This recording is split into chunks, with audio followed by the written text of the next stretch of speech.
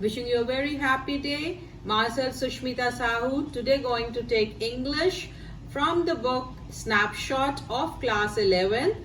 Lesson 3. The chapter name is Ranga's Marriage. If you like the video, kindly subscribe and don't forget to press the bell icon. So now when I start with Ranga's marriage, I find सबसे पहले मुझे रंगाज में apostrophe s दिख रहा है, तो मुझे लग रहा है कि मुझे ये बताना चाहिए कि this is the use of apostrophe. जो ये हम ऊपर देख रहे हैं इसको हम apostrophe कहते हैं. And this shows the belonging. मेरा वीडियो लिंक है जिसमें मैंने अकेले apostrophe और उसका कैसे यूज करना है बताया हुआ है.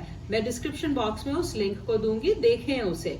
So here Ranga's marriage means रंगा की शादी by मस्ती वेंकटेश अय्यर. ये ऑथर का नाम है और पूरे समय इन ऑथर ने बहुत ही अच्छे तरीके से इस चैप्टर में डिस्क्राइब किया है. बहुत अच्छा फ्लो है and the story goes in first person, मतलब आई का उपयोग हुआ है जहां I means narrator, the author of the story. So चलिए पहले हम इसकी समरी देखेंगे और फिर इसके question answers. So let's start about Ranga's marriage. Now Ranga is a boy. He was the boy of the accountant. एक विलेज के अकाउंटेंट का बेटा होता है जो कि एक गांव में रहते हैं. उस विलेज का नाम होता है होशाली. और वो अपने बच्चे को मीन्स द अकाउंटेंट जो होते हैं वो अपने बच्चे रंगा को बैंगलोर पढ़ने भेजते हैं. और जब बच्चा बैंगलोर से पढ़ के लौटता है गांव में, तो गांव में कैसा माहौल होता है ये बताया गया है इस कहानी में. और ये कहानी काफी ओल्ड, बहुत पहले के रीति रिवाजों को लेते हुए लिखी गई है, जिसमें कि इंग्लिश का उपयोग करने में गांव में लोग कितनी इंग्लिश जानते थे, वहां के ट्रेडिशंस क्या थे, और एक शादी के लिए लव मैरिज तो सवाल ही नहीं उठता था, और कितनी ट्रेडिशनल शादियां होती थी उसके बारे में बताया गया है. साथ ही ऑथर ने बहुत ही अच्छी तरीके से अपनी संस्कृति को, अपने जो उस समय के विचारधारा थी उसको बताया है.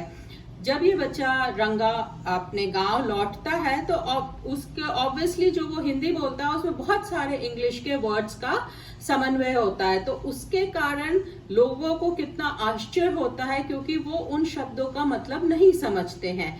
एक बहुत ही अच्छा इंसिडेंट उन्होंने डिस्क्राइब किया है कि एक उनके यहाँ लेडी आती है, वो कुछ सामान लेते हैं उससे और उसको पैसे देते हैं. लेडी के पास चेंज नहीं होती है तो रंगा उनको कहता है कि ठीक है, मैं अभी आपके पास चेंज नहीं है, मैं आपको कुछ चेंज जो बची है वो मैं आपको बाद में दे दूंगा. तो लेडी को लगता है इसने पता नहीं क्या कहा, क्योंकि उसको चेंज का मीनिंग नहीं समझ आता है और वो बड़बड़ाती हुई चली जाती है. इसी तरह कई सारे बहुत अच्छे इंसिडेंट्स अपने डिस्क्राइब किए गए हैं इसमें वेंकटेश जी के द्वारा. साथ ही उन्होंने रंगा की शादी कैसे वो प्लान करते हैं उसको भी बताया है. अब रंगा आता है क्योंकि वो बहुत अच्छा पढ़ा लिखा बच्चा है, बेंगलोर से आया हुआ है, तो नेक्स्ट आता है उसकी शादी करना. तो रंगा बोलता है अभी I will not get married, but जो नरेटर होता है वो प्लान करता है और उसके दिमाग में आता है कि उनकी एक नीज है जिसका की नाम रत्ना है. तो वो सोचते हैं कि वो रंगा के लिए बहुत परफेक्ट गर्ल है और उसकी वो बहुत अच्छा गाना भी गाती है. तो वो एक मीटिंग ऑर्गेनाइज करते हैं जिसमें किसी को पता नहीं होता है कि आज ये लोग मिलेंगे. वो रत्ना को अपने घर बुलाते और बोलते बेटा आप बहुत अच्छे से गाना गाओ, और वो रंगा को भी अपने घर बुलाते हैं. इस तरह रंगा और रत्ना मिलते हैं और नरेटर चेक करता है कि क्या रंगा को रत्ना पसंद आई, और वो उसकी उत्सुकता भरे प्रश्नों से उसको लगता है कि रंगा को रत्ना पसंद आई है. पर वो नरेटर उसको बोलता है कि इस लड़की की तो शादी होने वाली है. तो रंगा बहुत सैड हो जाता है. बट एनीवे जो नरेटर है उसको ये समझ आ जाता है कि yes this is the perfect match. तो वो अपने जो एस्ट्रोलॉजर होते हैं गांव वगैरह में, जो ज्योतिषी होते हैं, उन पे बहुत यकीन होता है, लोग यकीन करते हैं क्योंकि वो भविष्य बताते हैं. तो रंगा को नरेटर बोलता है कि अपन चलो एस्ट्रोलॉजर के पास चलते हैं, जबकि पहले से ही अंकल ने मिलके, जो नरेटर है उन्होंने मिलके एस्ट्रोलॉजर को अच्छे से सिखा दिया होता है, शास्त्री को, कि आप उसको बताइएगा, इस तरह से बताना कि तुम्हारी शादी इस लड़की से होने वाली है।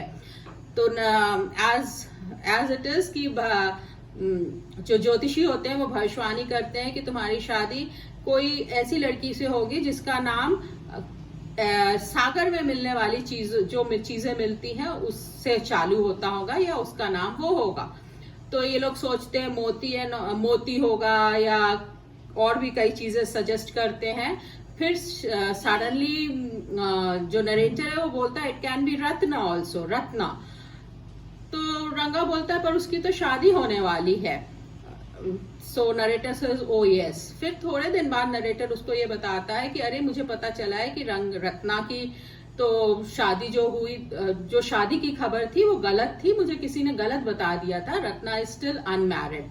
And Raga was very happy कि Ratna is unmarried and then they get married. So this is the way he plans the marriage with the help of the Shastri. तो जो कहानी है वो बहुत ही अच्छे फ्लो से बताई गई है और बहुत ही अच्छे हास्यप्रद इंसिडेंट्स हैं इसमें। चलिए अब इसके साथ ही हम इसके क्वेश्चन आंसर्स करते हैं।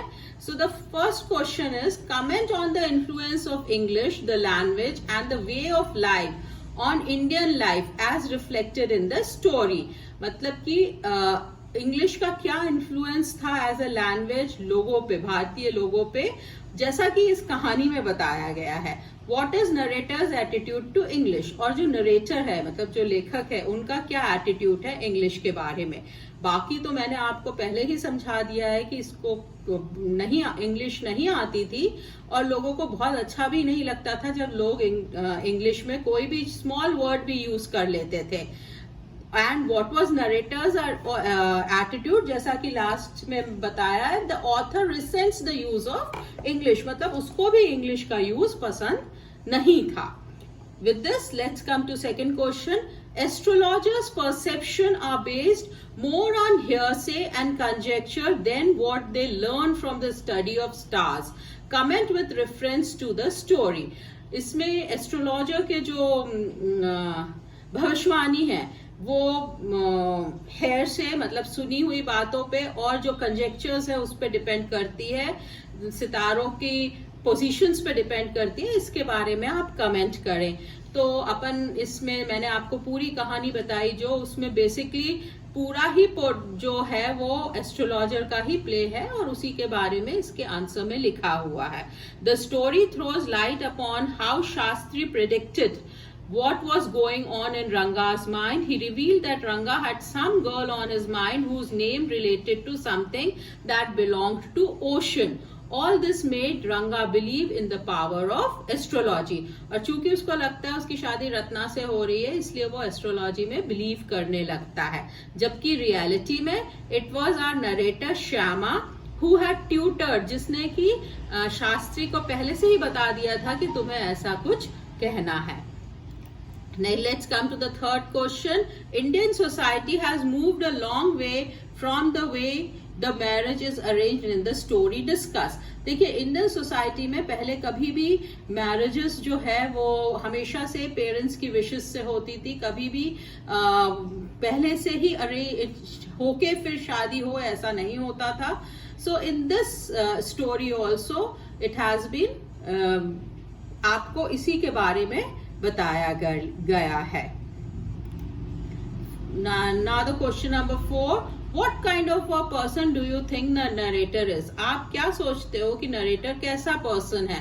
देखिए ये आपको अपनी भाषा में लिखना है, इसके लिए मैंने कुछ आंसर अपने दिमाग से सॉर्ट आउट किया है। आप खुद भी स्टोरी पढ़ के उसको समझ के अपने आप लिख सकते हैं। मुझे लगा कि जो नरेटर है वो बहुत ही इंटेलिजेंट पर्सन है and he is a good match maker, और उसके लिए वो कोई भी कहानी गढ़ के और अपनी जो बात है उस लोगों को पढ़ सकता है और अपना जो जजमेंट है वो कर सकता है।